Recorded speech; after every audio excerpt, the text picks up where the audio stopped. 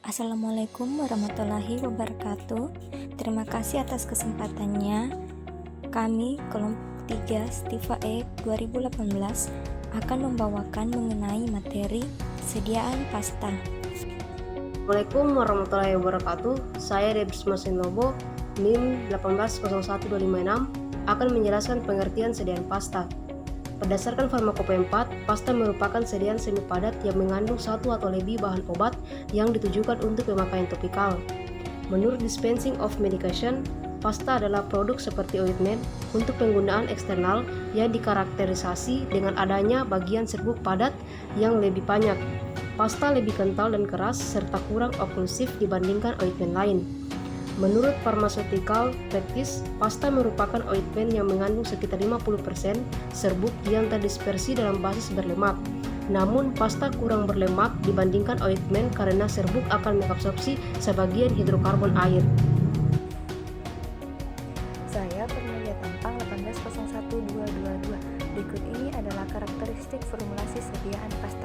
Pertama, daya absorpsi pasta lebih besar.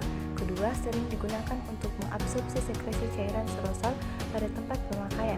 Tiga, memiliki presentasi bahan padat lebih besar daripada sahabat, yaitu mengandung bahan serbuk atau padat antara 40% sampai 50%. Empat, mengandung satu atau lebih bahan obat yang ditujukan untuk pemakaian luar atau topikal. 5. Konsistensi lebih kenyal dari unguentum, tidak memberikan rasa berminyak seperti unguentum. Dan terakhir, tidak sesuai dengan bagian tubuh yang berbulu. Saya, Glorida Tumadika, NIM 1801217 akan menjelaskan mengenai komposisi sediaan pasta secara umum. Terdiri dari zat aktif, basis pasta, dan zat tambahan. Zat aktif yang sering digunakan itu misalnya zinc oksida, sulfur, dan zat aktif lain yang tentunya dapat dibuat dalam bentuk semi-solid. Yang kedua yaitu basis pasta, terdiri dari basis hidrokarbon contohnya vaselin, basis absorpsi contohnya lanolin, dan basis air serta basis larut air. Yang ketiga yaitu zat tambahan, terdiri dari pengawet, antioksidan, emulien, emulsifier, surfaktan, zat penstabil, peningkat penetrasi, dan lainnya. Baik, saya akan melanjutkan penjelasan dari teman kelompok saya. Perkenalkan, nama saya Andi Nur April Yani Dewi dengan NIM 1801243. Komposisi pasta gigi yang pertama adalah bahan abrasif atau bahan pembersih dan penghalus, digunakan 20-40%. Contohnya kalsium karbonat. Yang kedua, humektan atau bahan pelembab, digunakan 10-30%. Contohnya gliserol. Yang ketiga, surfaktan, digunakan 1-2%. Contohnya natrium lauryl sulfat. Baiklah, saya akan melanjutkan pembahasan dari teman saya mengenai komposisi pasta gigi. Yang keempat, bahan pengikat. Bahan pengikat yang digunakan yaitu CMC atau karboksimetil selulosa. Bahan ini digunakan untuk mencegah terpisahnya bahan yang padat dan cair selama penyimpanan. Kemudian yang kelima, bahan pengaroma. Bahan pengaroma yang digunakan yaitu natrium sakarin yang sering digunakan untuk sediaan produk pembersih mulut dengan konsentrasi 0,02% sampai 5%. Kemudian yang keenam, bahan pemanis. Bahan pemanis yang digunakan yaitu natrium sakarin yang digunakan untuk memaniskan pasta gigi. Yang ketujuh, bahan pengawet. Pada larutan berair sering terjadi pertumbuhan mikroma dan jamur, khususnya jika disimpan dalam periode waktu yang lama untuk digunakan dalam pembuatan pasta gigi. Asam benzoat dan asam ester p-hidroksibenzoat direkomendasikan sebagai pengawet pada pasta gigi. Perkenalkan, nama saya Ita Puspita Barano Ehe, NIM 1801266. Di sini saya akan menjelaskan karakteristik zat aktif. Sifat zat aktif yang perlu diperhatikan yaitu zat aktif mampu didispersikan secara homogen pada basis, namun dapat lepas dari basis dan dapat menembus kulit untuk mencapai tujuan farmakologisnya. Bahan yang paling banyak digunakan sebagai basis adalah vaselin, mengingat konsistensi, kelunakan, dan sifat yang netral secara kemampuan menyebar yang mudah pada kulit. Hal ini sesuai dengan sifat vaselin yang merupakan basis yang berminyak dan basis air, sehingga dapat bertahan pada kulit untuk waktu lama. Basis vaselin juga mudah bercampur dengan bahan obat dan stabil dalam penyimpanan. Assalamualaikum warahmatullahi wabarakatuh. Perkenalkan, nama saya Asma Mufera Farah dengan NIM 1801230 dari kelompok 3 akan menjelaskan tentang basis formulasi sediaan pasta. Basis formula sediaan pasta terbagi menjadi 3, yaitu basis hidrokarbon, basis absorpsi, dan basis larut air. Contoh basis hidrokarbon yaitu vaselin, white petrolatum atau parafin, dan white ointment. Kemudian basis absorpsi yaitu wool fat, wool alkohol, beeswax, dan kolesterol.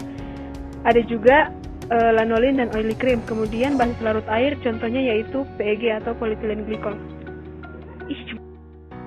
Baik, saya akan melanjutkan penjelasan dari teman saya. Assalamualaikum warahmatullahi wabarakatuh. Saya Marwa dengan NIM 1801235 dari kelompok 3 akan menjelaskan metode pembuatan sediaan pasta. Pembuatan sediaan pasta dilakukan dengan 2 metode. Yang pertama itu pencampuran komponen dari pasta dicampurkan bersama-sama dengan segala cara sampai sediaan yang rata tercapai. Yang kedua, peleburan semua atau beberapa komponen dari pasta dicampurkan dengan meleburkan secara bersamaan, kemudian didinginkan dengan pengadukan yang konstan sampai mengental. Komponen-komponen yang tidak dicairkan biasanya ditambahkan pada campuran yang sedang mengental setelah didinginkan dan diaduk. Bahan dasar pasta diantaranya itu vaselin, lanolin, adepts lanae, unguenta simplex, minyak lemak, dan parafin liquidum. Pembuatan pasta. Bahan dasar yang berbentuk setengah padat dicairkan terlebih dahulu, kemudian dicampur dengan bahan padat dalam keadaan panas agar lebih tercampur dan homogen. Perkenalkan, nama saya Nur Ilmi, NIM 1801246. Di sini saya akan menjelaskan hal-hal yang perlu diperhatikan agar sediaan berhasil. Yang pertama, tidak memakai bahan-bahan yang pedas, mengiritasi, alergenik terhadap kulit atau tampak pemakaian lain, kecuali kalau perlu untuk pengobatan.